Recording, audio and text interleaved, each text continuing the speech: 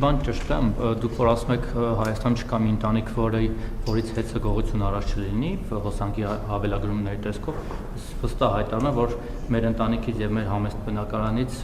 նախկինում հեծը երբևէ գողություն չի արել եւ հավելագրում չի եղել, հակառակ պարագայում ով է լինել հեծի ղեկավարությունը, մեր թաղի էլեկտրիկից միջև ղեկավարությունն այդ հետևանքները կզգան իրենց մաշկի վրա, իսկ փոխարենը հիմա մենք նկատել ենք վերջին ամիսներին, որ կարծես թե ավել է գրում մեր հոսանքը, սա իմիջայլոց։ Չէ, կներեք, դա իմիջայլոց չի, ուրեմն ես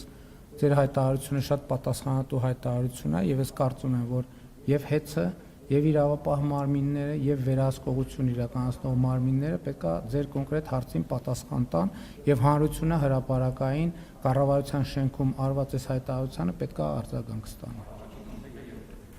Բոլոր մասերին։ Շատ պատրաստ եմ տրամադրել թող ուսումնասիրեն մեր տան հոսանքի ցուցմունքները։ Ինչ բուն հարցը ձևակերպել է, ես ուղղակի հարցնեմ, ես կարող եմ օգտագործել դոմփել բառը իմ հարցի մեջ ձեզ հղում տալով, թե դա 18+ էթիկայի սահմաններում չէ, թե կարող եմ օգտագործել։ Ազատ եք օգտագործել ցանկացած բառ։ Ուրեմն կօգտագործեմ։ Դուք տեղյակ եք այն խոսակցություններից, այն նաև մամուլի հրապարակումներից, համաձայն որոնց նախ ձեր կողմը անցած եւ այսպես ասած տիրադավ հռչակված եպիսկոպոսներից Վազգեն Միրզախանյանը նախկինում երբ եղել է Վիրահայոց թեմի առաջնորդը, այդ շրջանում սեռական ինտիմ կապի մեջ է եղել իր քահանաներից մեկի կնոջ հետ կամ ինչպես դուք եք ցույց ասել, դոմփել է իր քահանայի կնոջը եւ դրանով իսկ պատճառ է հանդիսացել այդ քահանայի ընտանիքի փլուզմանը եւ մեծ սկանդալի առիթ է դա տվել եւ իրեն ուղղակի վտարել են այդտեղից, որպեսզի ել ավելի մեծ զարգացումներ չլինեն, նաեւ մամուլում հրապարակումներ կան Վազգեն Միրզախանյանի այսպես ֆինանսական մախինացիաների, ենթադրյալ մախինացիաների գործարքների մասին, մի խոսքով լավ հռչակ չի վայելել ինքը Վիրահայոց թեմում։ Հիմա դուք այս մարդու միջոցով ինչպես եք փորձում ձեր խոսքերով ասած պայքարել սրբապղծության դեմ, ինքը օրինակապղծությամբ զբաղվել է, պիղծ է, թե սուրբ մաքրամաքուր կենցաղով կուսակրոն հոգևորական է։ Մեկ էլ այսօր կառավարության որոշումներից մեկով տեսա, որ կառավարության ղեկավարին այս դեպքում ձեզ սպասարկող մեքենայի պետհամարանիշը այսուհետ պետք է լինի ուլտրա գոլդ Հայաստանի դրոշը եւ ընդամենը մեկ թիվը։ Սա նորից հիշեցեց ձեր խոսքի ու գործի տարբերությունը, նախկինում երբ որ դուք նոր եք ստանձնել այս պաշտոնը, հայտարարում եք, որ երկրի ղեկավարի մեքենան չպետք է ունենա գոլդ համարներ, պետք է հասարակ լինի, այն ժամանակ նույնիսկ հասարակ համարով էր ձեր Mercedes-ը 136 կամ ՍՍ, հիմա տենց գնալով ավելի տենց գոլդացավ, հիմա էլ ավելի գոլդ է դառնում։ Սա օրինակ ո՞նց է բացատրում։ Այդքան էական հարց չի, ուղղակի հիշեցեք։ Չէ, էական հարց է։ Ես կարծում եմ, որ այդ թվում դուք գիտեք, որ մենք ժամանակի ընթացքում որոշ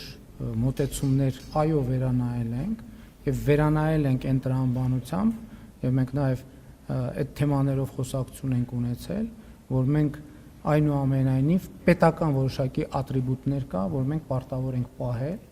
եւ այդ ատրիբուտները պահելը մեր անձնական քմահաճույքի հարց չի, այլ պետական արարողակարգերի հարց է եւ մենք պետքա մաքսիմալ փորձենք այդ արարողակարգերը պահել։ Իսկ համարանիշի փոփոխությունը տեղի է ունեցել հետեւյալ տրամաբանությամբ, որ որոշակի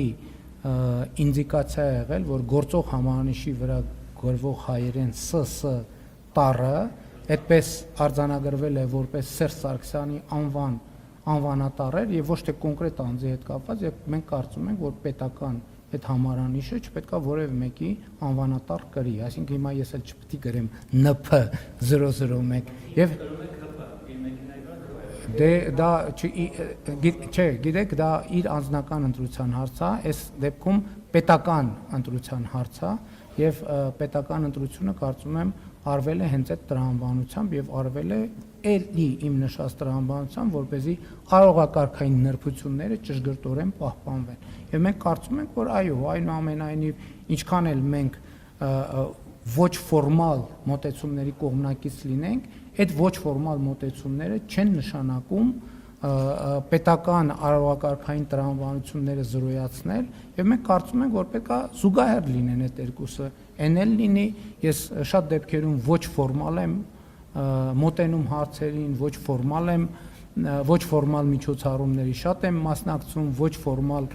տեսանյութեր շատ եմ հրապարակում, ոչ ֆորմալ շփումներ շատ եմ ունենում, բայց դա չի նշանակում, որ մենք պետք է ֆորմալությունները եւ պետական արարողակարգային նրբությունները զրոյացնենք եւ արհամարենք, որովհետեւ դրանք պետական կարեւոր ատրիբուտներ են։ Ինչ վերաբերում է ձեր նշած առաջին հարցին, ոչ ես նման տեղեկություններ չունեմ, բայց ես ասեմ նաեւ, որ մենք այս գլխից էլ ես հայտարարեցի, որ մեզնից որևէ մեկը անմեղ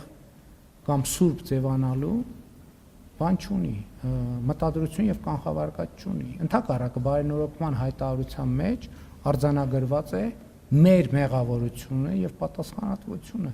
եւ մեր ցանկությունը եւ ընդհանրապես ես կարծում եմ սա չի վերաբերվում միայն եպիսկոպոսներին կամ պաշտոնյաներին։ Մենք ընդհանրապես պետքա հարց տանք մեզ մեր կողմից հայտարարվող բարոյական, հանրային բարոյականության արժեքների եւ մեր ամենօրյա ապրելակերպի հարաբերությունների մասին։ Այս օրակարգը սրա մասին է, որովհետեւ ես բոլորի միջոցով հայաստանյան ծառայքելական Սուրբ եկեղեցու բոլոր հետևորդները այս օրակարգի մեջ ունեն իրենց անելիքը։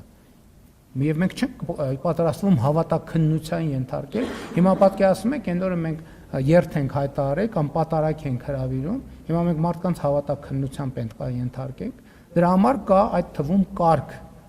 Ես ասացի, ես ինքս գնում եմ Խորանի առաջ ծնկի եմ գալիս եւ իմ մեղքերի համար թողություն եմ խնդրում, որովհետեւ իմիջայլոց հավատաքննության չենք ենթարկում եւ այդ հայտարարությունը բաց է նաեւ կաթողիկոսի համար, եթե ուզում է միանա այդ հայտարարությանը, կարող է ես չգիտեմ, բայց ես կարծում եմ, որ հանրությունը այդ թվում այդ եւ մնացած բոլոր հարցերի պատասխանը պետք է ստանա եւ իմիջայլոց, եթե ուշադիր եք եղել, ուրեմն բարենորոգման հայտարարության մեջ հատուկ կետ կա, որ պետք է հայաստանյա ծառայքելական Սուրբ եկեղեցին ընդունի նոր կանոնակարգ, որտեղ պետք է ընդունվեն հոգևորականի բարեվարկության ոչ միայն կանոններ, այլև այդ ընդունված կանոնները պահպանելու մեխանիզմներ։ Սա է այդ հարցի պատասխանը։